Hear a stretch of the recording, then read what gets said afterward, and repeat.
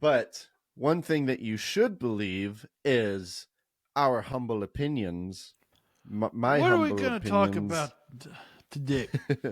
So today we are going to talk about some releases that have a lot of similarities to each other because Yeah, they do. there's a couple at least that are like um they are re-releases in a sense of older albums, and some of these they just ask the same question for me, and that's why. Why were these released? But we'll get into that. So we're going to talk about the new release from Colony House. It is the When I Was Younger 10 Years Later edition. And in the same vein, we're going to talk about Thousand Foot Krutch's The End Is Where We Begin, Reignited. Yay. And then we'll also be talking about Anberlin's release, Vega. And then we're going to talk about a little single from Josh Garrels, Seek High, Seek Low. So yeah, we're going to get into it. I guess let's just get it out of the way to talk about Thousand Foot Krutch. I will say that I used to be a fan of Thousand Foot Krutch. It was kind of in the day where I was listening to TFK, Skillet, and Red. I did have that phase that I've been out of for a long time, and I actually do remember I bought this album on CD. The End Is Where We Begin. So I do Ah. have a little bit of an attachment to it, even though I hadn't listened to it for many, many years. In fact, I don't even know where the CD is at this point. So I think you and me, Nick, are going to have a little point of disagreement about this album. I know that you are a big Like the way you TFK. were talking about it prior to recording, I'm like, yeah, this is inevitable. That's fine. Yeah. That's the least of my worries. Okay. Well, I'm glad. Here's the thing, though, is that okay? So I am not comparing this release to like as a. I'm not saying that I dislike it because it is a Thousand Foot Krutch album. I dislike it because I believe that it is an inferior release to the original, where Right. because I listened to the original before listening to the Reignited album, and it took me back. I won't say that I loved it, but I was like, you know what, this is kind of a fun time. I don't love this album, but like Thousand Foot Krutch definitely has, they've got a thing going for this album, and I had a little bit of fun listening to it. And Yeah, then that's it. I can say it too because prior to Clifford sharing with me what we're going to listen to, I was revisiting Thousand Foot Crutch a lot oh yeah. for a few months as well. So I've gotten myself very way acquainted with the End Is Where We Begin album, Mm-hmm. and then finding finding out about they did their 10 year reissue or like a big collab project. Mm-hmm. My like one edge that I like about the new album, I can tell they either re-recorded their instruments or they had them remastered because of Yeah, see, I don't know what they did, but like in terms of its production and the mixing, it's especially compared to the original album, I don't think it's good. I think it's a very badly mixed and badly produced album. And I don't know if because there were some songs that were obviously a little bit different than the original. Like, because this whole album isn't really, it's not similar to what Switchfoot did last year with the Beautiful right. Letdown, where they basically like re-recorded like new versions of it that were mostly similar, but you could tell that it was like a brand new recording. These, I'm not very sure. Like, I'm not sure if most of these songs were re-recorded or if they just took the original tracks to and remix Like if them. I even tried to do the same thing, I wouldn't even remember. And I Right. actually don't even remember the settings that I put on my rig. Sure. Yeah. And No, so I don't know how they did and this. I they mean, did something. they did something. I guess I'll get into it. I think there is like way too much and I'm not saying that I'm like a producer head. I'm not always savvy on the ins and outs of production and mixing. I mean, that's why I have someone else do the mixing and mastering on my music. Um, but it just sounds, this is my opinion, this is my humble opinion. There is way too much compression on the drums and the vocals, and probably on a lot of other things. Um, the mix never really knew what to do with the vocals, especially some of the guest vocals. Like, I think the vocals in general were put too much in the forefront of the mix and not blended well with everything else. And the guest vocals, most of the time, they felt like that they were kind of like in competition with Trevor's vocals rather than complementing them. It was like I would listen to a song and like it would take me a minute to realize who was singing, because they were both singing at the same time, and like it kind of like went in and out, so it's like I don't know what's going on with this. I mean, there were some songs that were better because they had the guest vocalist like do the harmonies, which I think is a better idea. um so those weren't as bad, but when it comes to instrumentation, there's barely nothing new about these arrangements aside from, the bad mixing and the vocals and such. But there were some songs that I noticed that were more near the end of the album that I was like, oh, okay, I guess they're doing something different with this song for some reason. So yeah, as it wasn't as fun of a listen for me, as just kind of the mixing and everything was kind of a headache for me personally, and so I just didn't get a whole bunch of enjoyment out of it. And so I was just left, like, after listening to it, I was just left with wondering, like, why was this made? you know it's like one joke that Nostalgia, that's why. I mean, yeah, and yeah, it is become a trend, especially, we're going to talk about Colony House, and then there was like Switchfoot and such. Like We there can all seems to blame Taylor be, Swift for this. yeah, I think so. I mean, with like Taylor Swift, it kind of made sense because I know there was something about like she was having a For legal legal battle. reasons, Yeah, it makes it makes yeah, sense. yeah, and she basically kind of like reinterpreted the songs like instrumentally and such. And Switchfoot kind of did the same thing. It just what I personally wasn't a big fan.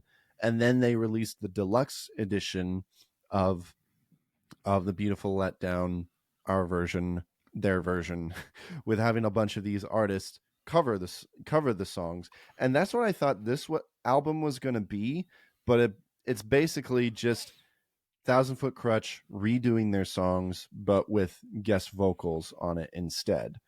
So it's just weird, and I don't get it. One joke that I wrote down in my notes was more like the end is where it should have ended. Wah wah. but uh but yeah, so that's me kind of hating on the album. I really did not enjoy it, but what were your thoughts on it, Nick? Well, it'll probably be less elaborate, but thank you for pointing out some of the recording issues of it. Bro, I'm like, oh yeah, those parts are pretty true. Yeah. For me, what I liked was like a mixture of different artists and bands that I grew up with as well. For example, Icon for Hire and Adam Yeah, Gauthier from three 3 Days Grace. Having a high having a high school throwback. That's pretty much what I was true. feeling. Sure, yeah. And And I even guess I don't really and have even as for much some of those attachment to them. respective, yeah, even for some of those respective songs, it worked. It worked for that. Mhm. Was there things? I think It was like, yeah, yeah, I think I maybe like would enjoy it better if it was like, I don't know, if it was like a live thing. Like they performed this whole album and had all these guest vocalists on it. Like that could be pretty fun. But I don't oh know. yeah, I just don't think it was executed that well. But I yeah, mean, it was interesting to see a lot of these music. Most of them I didn't know, but of course I was familiar. I knew Red, and yeah. I was familiar with Icon for Hire. I never really listened to them, but yeah, a lot of the other ones I did not recognize because it's kind of a whole subgenre of music that I'm just not as connected to anymore. So Yeah. um, but yeah, well, I'm glad that you were able to get some enjoyment out of it. Yeah. I mean, I guess for me, I have no attachment. I don't have a strong attachment to Thousand Foot Crutch. I also thought it was interesting because like this album is like the original album is like 12 years old. So I thought it was Yeah. weird that this is basically a 12-year anniversary. Like, why not do it 2 years Oh, ago when it was a 10-year anniversary? So, and I also, I'll be honest, I didn't realize that Thousand Foot Crutch had released music since this album. They've had a couple albums since then. Um, I thought that they hadn't released any music, which they haven't released me music in a neither. while, but apparently it hasn't been as long as I thought that it was. So I thought that was interesting. And I think that's why a lot of other fans I've seen are upset because they waited so long for new music from them, and then they come out with this and it's like, eh, okay. So, but yeah, um I personally would not recommend this, but if you are a TFK fan, I guess it's worth checking out. Form your own opinion about it. But Everybody sing hey yo, tell 'em turn it up till they can't no more. Let's get this thing shaking like a disco ball. This is your last one. yeah, so that's the end is where we begin. Reignited, my Thousand Foot Crutch. In the same vein, we will talk about When I Was Younger, 10 years later, from Colony House. It's a little bit different, but it's kind of going in the same vein of like a nostalgic release with like reinterpretations of the tracks. But to me, this is more of a it's more of a deluxe edition of the original album. And I have to say that I enjoyed this a lot more than I thought that I would. Cause like, so for context, I love the original When I Was Younger album. It's like the only Colony House album that I really love all the way through. I haven't been as big of a fan of their um later albums that they've released, but When I Was Younger has always had a near and dear place in my heart. And when I saw the track listing for this album, I I wasn't very excited because like I'm not always a big fan of orchestral versions of songs because more often than not they tend to be more boring than the original in a way, just because like the way that they're arranged is so And like sometimes a mood basic. killer. Yeah, exactly. Like they take out the oomph of the song. But I was very surprised as to how they really um, compensated with these versions. They were a lot of fun, personally, for me to listen to. They weren't like your run of the mill like orchestral versions that you would like find on YouTube of songs. It was like they're like actual good arrangements with like a live orchestra. And I think they really made up for the fact that, they took away the guitars and the drums and such. And just like the way that the songs were arranged, just kind of compensated for the fact, the fact that those instruments are not present. And I thought that they were fun arrangements, and they're not. It's not all orchestral versions. There's also a couple of bonus tracks on there that I actually personally liked a lot. I don't know if they're like new songs or if they're unreleased songs that didn't make it on the album. I'm not sure, but like Blue Skies and Tell Me What You Want, I thought were pretty good. Um, they also got what they call Casio versions of songs on the album that are more Casio, meaning like the drum machine kind of sound with like some 80s synth on them, and I thought that those were a lot of fun too. So I was very surprised that how much I enjoyed it. Maybe it had to do with the fact that I listened to it right after I listened to Thousand Foot Krutch, and so maybe that had an effect on me. But as a fan of the original album, I respect this release a lot personally. So and if you're a Colony House fan and a fan of that album, I would recommend you check it out. Nick, what were your thoughts? Had you ever listened to the original album before? No, I have not. Okay. Did you get a chance to listen to this at all? Yeah, I listened to this one a couple of times as well this week. Okay. Any additional thoughts on it? What were your overall feelings? Not I don't got a lot because like I'm not personally attached to Colony House. Mm-hmm. Even though I have several friends from college who actually do like their music, and even some of them met the band. Oh, nice. Yeah. That's cool. Yeah, I don't know if I mean, you're probably aware of this, but two of the members of Colony House are the sons of Stephen Curtis Chapman. I don't know if you were aware of that. Nope. Yeah, well, you are now. But it makes sense. Yeah. Yeah, I can definitely hear a lot of like young Stephen Curtis Chapman in the lead singer's voice. I think it's Caleb Chapman, I'm pretty sure.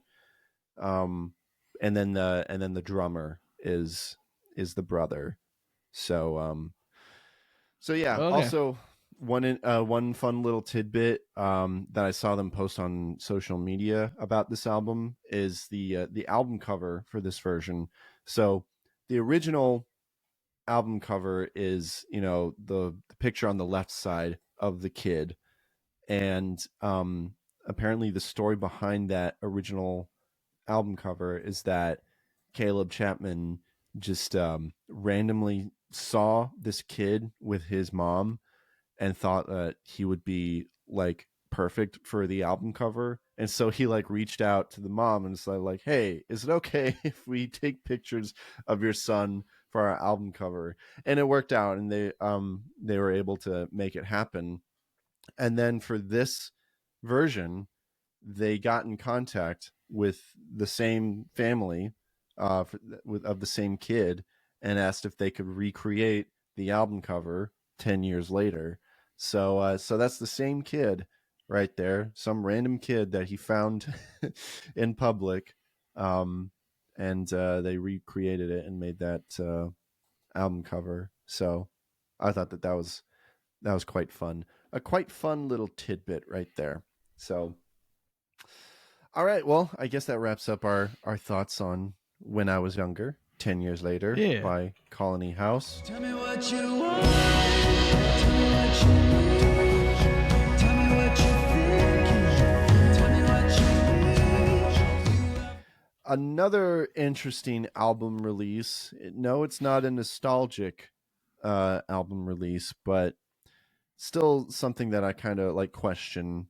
But so we talked about Anberlin's new music a few episodes ago when their new single released of Walk Alone, which featured Matty Mullins as the stand-in frontman for Anberlin, temporary frontman, as Stephen Christian is on a hiatus. There's a lot of backstory to this album. So in the beginning, there was a band called Anberlin. No, we're not going to go that far. So Anberlin, they broke up and they were away for a few years, and then they got back together for like a reunion tour, and then I guess they decided, you know what, let's just come back together officially. And then they did, and they released 2 EPs, and I am blanking on the names of those EPs. Look those up real quick. They're called Silver Line and Convinced. Yep, Convinced and Silverline. Yep. And so they released those 2 EPs, and those EPs were great. I think I talked about Convinced when it came out. Silverline, I don't think I was doing the show at the time that it released. I might have been on my break when my computer crashed. But they're both great. And the common thought of a lot of Anberlin fans were like, well, why wasn't this an album? Why didn't they just release it as an album?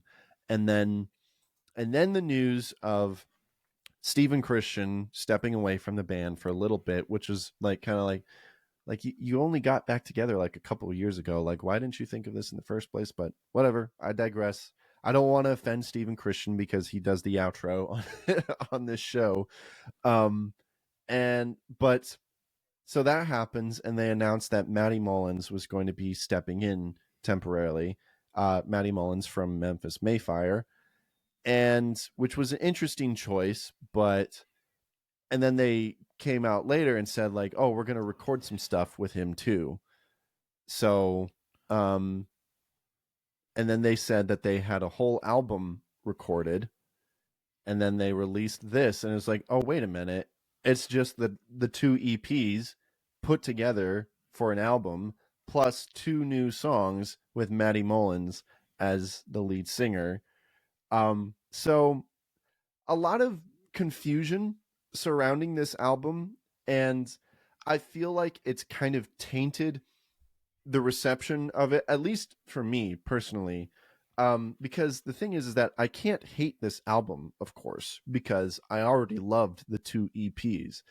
But with the whole situation surrounding it, and with these 2 songs with Matty Mullins, it's kind of tainted the reception of this album for me, where like I personally I don't understand what they're doing with Matty Mullins, and I don't really care about these 2 new singles with Matty Mullins. I mean, they're like fine, but I've never really. The thing about Anberlin is that Stephen Christian has such a unique voice and brings a lot of the sound of into the band and makes them unique. Matty Mullins, I've always thought, is a very like run of the mill pretty boy voice. It was like, And he still has that. Yeah, and he sings fine, but Yeah, there's nothing unique about his sound that is like anywhere close to like Stephen Christian. And so I just thought that was an interesting choice for him to like step in for him. And so when with these songs, without the presence of Stephen Christian, they don't really sound like Anberlin songs, really. They kind of sound like less hardcore Memphis Mayfire songs, So I don't know. What were your feelings about this album? I don't know if you have a whole lot of attachment to Anberlin personally. I do not. But after listening to this album, I understand why you hype them up so much. Mm-hmm. Yeah, because a lot of the songs on here are great. Oh, yeah, they are. Which is why this is so complicated for me, because there's like a great album in there. Why'd you have to go make things so complicated? Very nice. I mean, yeah, that's the song that they should do, that they should cover. I mean, sometimes I still do it live. Sometimes I still do that one live at shows, and like when I'm not doing it on Twitch. Oh yeah. I don't think I ever caught you playing it, but that's fun. Yeah, that's basically how I feel. It's been a few months, but yeah. Yeah. So like, I guess that's the other thing, is that like before this album was out, a lot of fans were already like making playlists of if these two EPs were an album, like what would be the track list. So a lot of people were already doing that. And then when they did this, they obviously they didn't put like the two EPs back to back. They mixed it up a bit, and I think some of the track listing is a little different. I don't know if I personally would have started the album out with Animals. I personally probably would have picked something like Two Graves or Lacerate because um something that Anberlin is kind of known for doing is that like each of their albums just like starts with a banger, And Animals is a great song, don't get me wrong, but it's kind of a slow burn, It builds up as it goes. So I thought that was an interesting choice. And just the fact that it's broken up by Seven and Walk Alone, it just kind of ruins the experience a little bit. Like Walk Alone, I remember when it came out, like it's not a bad song, and I can definitely hear Stephen Christian singing this song. So I would have liked it better if he did. But Seven, I don't think is a really good song personally, even as an Anberlin song. I think the lyrics are a little cringe. Like welcome to what is the lyrics? It's like welcome to the Vega era. Now it's like, oh, that's not very it's not very Anberlin-y of you. And also we don't really know what Vega means.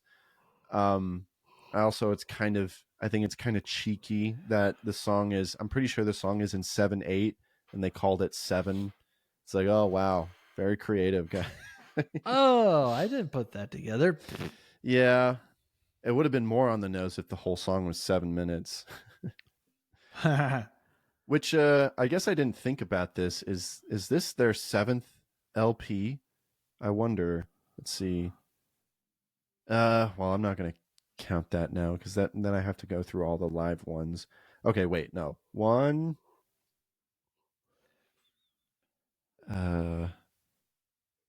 Man, they have so many live albums that they released. 1, 2, 3, 4, 5, 6, 7. Well, I don't know. I guess it depends on what you would call an album, because they have their Lost Songs album, and they also have Devotion, which is basically a deluxe version of Vital. So I don't know. Maybe it is. But either way, I guess my overall thoughts is that it's a good album because it has two great EPs in it, and it's kind of pulled back a little bit because of the 2 tracks with Matty Mullins that are not that great, and just the whole situation. It also just seems like too much of a cash grab, like because fans already bought physical copies of both of those EPs, and now there's this new album that is the 2 EPs plus 2 songs. I mean, I guess I'm okay because I didn't get around to buying those EPs, so I could just buy this album and I'll be okay. But yeah, just kind of cash grabby, but I'm sure I'll be able to come back to it and be able to enjoy it. I don't know. Did you have any additional thoughts to that? No, not really. Just enjoyed it. Well, good.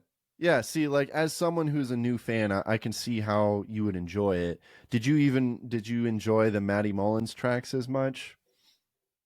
Yeah, they were fine. Yeah. Well, fine is not good enough for me. Anberlin is too good of an album for just fine. But I don't know. I guess overall, I'd give it a 7. It could have been at least an 8, because I think those EPs are definitely at least an 8. But whatever. I digress. I just hope that Anberlin comes back and with Stephen Christian and with some really good stuff.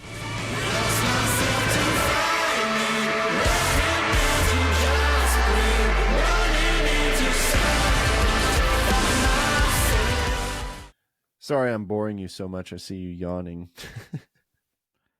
Sorry, I had all the energy. I had all the energy right as we were starting. I'm like, oh no, it's creeping up again. Oh man. Well, I hope that's not the same for our audience. Um, well, we've got Yeah. one more thing to look at, and I personally don't really have a whole lot to say about it. I really like this track. It's Seek High, Seek Low by Josh Garrels. Y'all know I'm a huge Josh Garrels fan, and he's been releasing some new singles, and this is his latest one. And I don't know. It's a really great track. I don't know if it's my favorite from the recent singles, but it's really good. It's a beautiful song about seeking God and His kingdom, and it's basic. It just turns into a worship song, basically, and it's got the usual folky kind of bluesy Hmm. influences that Josh Garrels likes to have in a lot of his music, and of course his voice sounds incredible. So yeah, do you ever listen to a whole lot of Josh Garrels, Nick? Nope. I'm just introducing you to all the stuff today. Oh yeah, Yeah. What did you think of this track? I dug this one too. Yeah. It was like lyric because like I'm reading through his lyrics from a through a comment on his YouTube. Oh yeah. It was like straightforward, straightforward, and let's see. I forgot my train of thought. You good? You're talking about the lyrics. Were there Yeah. any that stood out to you?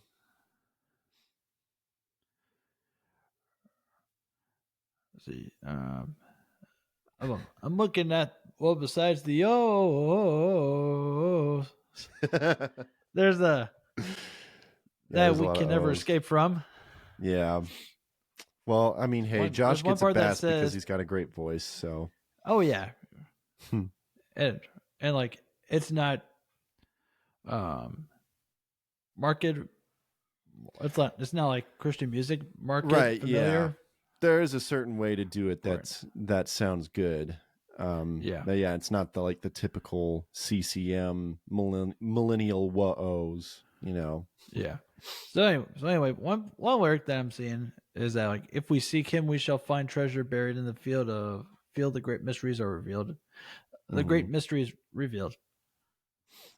Yeah, a Yeah. lot of biblical references there to Jesus's parables about seeking the kingdom. Buying a field. Selling all your possessions just to buy the field that has that one treasure in it. It's great. And that's one thing I've always appreciated about Josh is that like while his songs aren't always like straight up, scriptural songs, he'll have a lot of like biblical and scriptural references in his songs, and he does it in a very a great and poetic way. Man.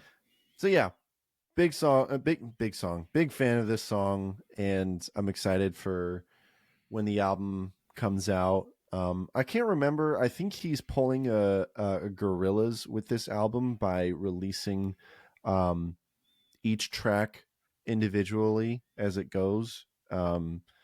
Which I get. Oh, I guess John Mark McMillan did that recently too. So I think I I saw know of something one about Twitch that. I know of one Twitch musician who did the same thing a couple years ago. Yeah, yeah. And then Peter Gabriel did that most recently with his album. So, which I kind of have a love hate relationship with.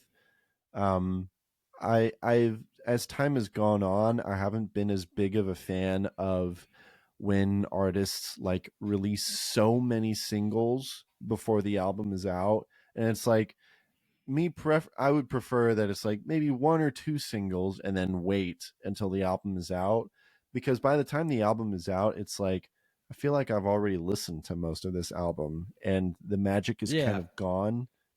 Yeah. Gorillas, somehow it worked for them, but I've had those kind of releases kind of ruin an album for me. Not really completely ruined, but like I said, the magic is kind of gone when the album is officially released. So yeah, it depends on, I guess it depends. So I hope Josh isn't really doing that, but if he is, I'll still listen to it. So, and I clearly have really enjoyed all of his singles so far. So yeah, Seek High, Seek Low by Josh Garrels. It's good.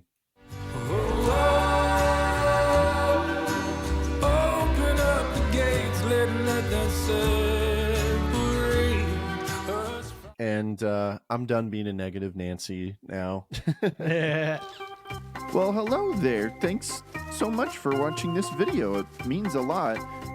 Not sure if you noticed, but this is actually a clip from a longer full-length episode that you can go check out right now on my main channel. I'm Clifford today, because this channel is just a clips and highlights channel. Because if you're not a real YouTuber unless you have multiple channels. So, anyways, go like and subscribe and all that stuff. I love you.